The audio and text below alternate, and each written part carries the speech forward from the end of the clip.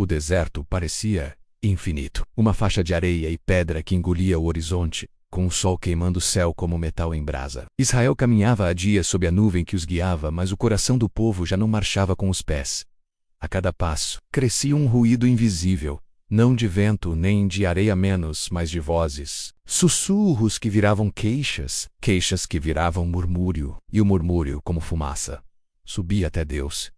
No limite do acampamento, em pontos dispersos, o descontentamento se acendia como faísca. E então veio o juízo, um fogo repentino, violento, como se o próprio deserto tivesse aberto a boca. Chamas avançaram pelas extremidades, rasgando a noite e devorando o que encontravam. O povo correu em pânico, gritos atravessando as tendas, sombras dançando como espectros. O calor era um aviso e uma sentença. Eles correram até Moisés, como quem corre para a única rocha em meio ao incêndio. Moisés, com o rosto marcado por jornadas e intercessões, ouviu o clamor e se colocou entre o fogo e o povo, não com espada, mas com oração. Ele clamou ao Senhor e o fogo cedeu. As chamas recuaram como um animal domado, deixando o cheiro de cinza e o silêncio pesado. O lugar recebeu um nome que carregaria para sempre a memória daquele momento. Ali, o fogo do Senhor havia ardido por causa do murmúrio.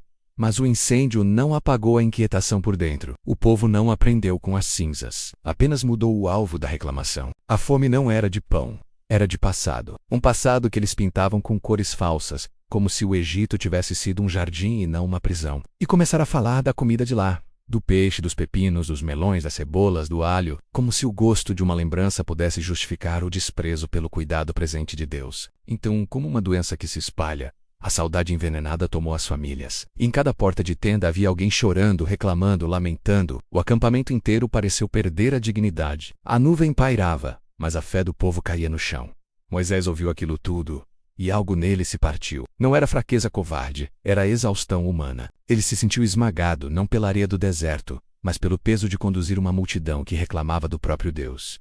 E Moisés se voltou ao Senhor com uma franqueza dolorosa, como quem não tem mais forças para disfarçar a ferida. Ele disse que não podia suportar sozinho aquele povo, que a carga era grande demais, que, se era para continuar assim, seria melhor morrer do que carregar aquele fardo até o fim. O clamor de Moisés não foi um espetáculo, foi um desabafo de um líder que já havia enfrentado o Faraó, o mar e a guerra, mas agora enfrentava algo mais difícil: a ingratidão e o coração instável de uma nação. E o Senhor respondeu, não com desprezo, não com silêncio, mas com direção. Deus ordenou que Moisés reunisse 70 homens menos anciãos e oficiais, líderes reconhecidos, homens que já carregavam sobre si alguma autoridade no meio do povo. Eles deveriam se colocar diante do Senhor ao redor da tenda do encontro, como sentinelas na presença do Santo. Quando chegou a hora, o cenário era solene. A tenda se erguia como um ponto de luz no meio do acampamento. O povo observava à distância. O vento soprava leve, mas o clima era de expectativa.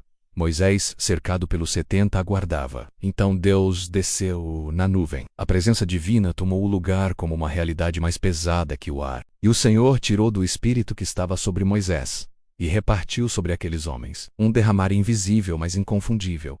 Não foi teatro. Foi autoridade espiritual. E quando o Espírito repousou sobre eles, eles profetizaram menos sinal de que a carga seria dividida, que Moisés não carregaria sozinho o peso de Israel. Mas naquele mesmo dia algo inesperado aconteceu. 2 homens, que estavam entre os escolhidos, não foram até a tenda.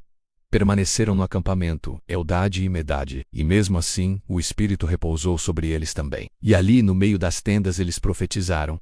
Um jovem correu para contar a Moisés. A notícia atravessou o acampamento como surpresa e inquietação. Josué, auxiliar fiel de Moisés, ouviu e reagiu com zelo, pediu que Moisés os impedisse, como se aquilo fosse desordem, como se a autoridade estivesse ameaçada. Mas Moisés olhou além do medo de perder controle. Ele não tinha ciúme do Espírito de Deus, ele tinha fome de ver o povo inteiro transformado, e respondeu com firmeza serena, como quem entende o coração do Senhor. Ele disse que desejava que todo o povo fosse profeta, que o Senhor colocasse seu espírito sobre todos. Enquanto isso, a reclamação sobre comida ainda pairava, e Deus decidiu responder também a esse desejo carnal menos, mas não como o povo imaginava. O Senhor disse que lhes daria carne, não por um dia nem por 2, mas por tantos dias que aquilo lhes sairia pelas narinas e se tornaria abominável, porque eles haviam desprezado o Senhor que estava no meio deles. Moisés ouviu e pela primeira vez pareceu duvidar do tamanho do que estava por vir. Ele olhou para a multidão menos centenas de milhares. E a pergunta surgiu, pesada e humana. Como seria possível alimentar todo aquele povo com carne no deserto? Seriam mortos rebanhos? Seriam pescados mares? O impossível parecia enorme demais até para quem já tinha visto milagres. E então veio a resposta de Deus. Direita como espada, o Senhor perguntou se sua mão teria se encurtado. Como se dissesse, você verá se a minha palavra se cumpre. E a noite chegou com uma tensão diferente. Não era apenas o medo do fogo. Era a expectativa do que Deus faria menos e como o povo suportaria o próprio desejo. O silêncio da noite foi quebrado por um vento diferente. Não era o vento comum do deserto, seco e cortante. Era um sopro contínuo, pesado, como se algo estivesse sendo empurrado desde muito longe. O ar mudou. As tendas estremeceram. A areia se moveu em redemoinhos baixos. E então, do nada, o céu começou a despejar carne e codornizes, em quantidade absurda, vindas de todos os lados, trazidas pelo vento do Senhor. Elas caíam ao redor do acampamento, cobrindo o chão, acumulando-se até onde os olhos alcançavam. Não era um milagre discreto. Era excesso. Era abundância levada ao limite do desconforto. Um presente que carregava advertência ao povo coru. Não com reverência, mas com avidez. Homens, mulheres, jovens, todos se lançaram sobre a carne. Não houve espera, não houve consulta, não houve temor. Eles recolhiam codornizes como quem tenta preencher um vazio que nunca se sacia. Durante aquele dia, a noite seguinte e o dia seguinte, continuaram juntando. Os menos gananciosos recolheram grandes quantidades. Os mais vorazes, ainda mais. O chão do acampamento se transformou em um campo de carne espalhada, pendurada, secando ao sol.